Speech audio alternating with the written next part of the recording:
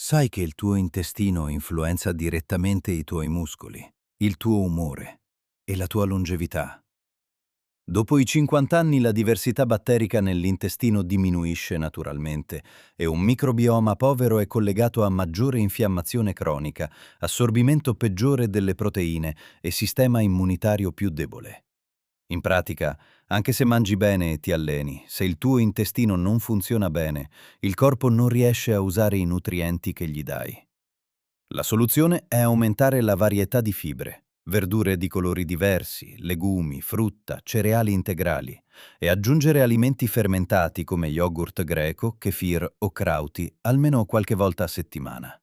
Il tuo intestino è la fondazione di tutto il resto. Mangi abbastanza fibre ogni giorno? Scrivilo nei commenti. Seguimi per altri consigli sulla longevità attiva.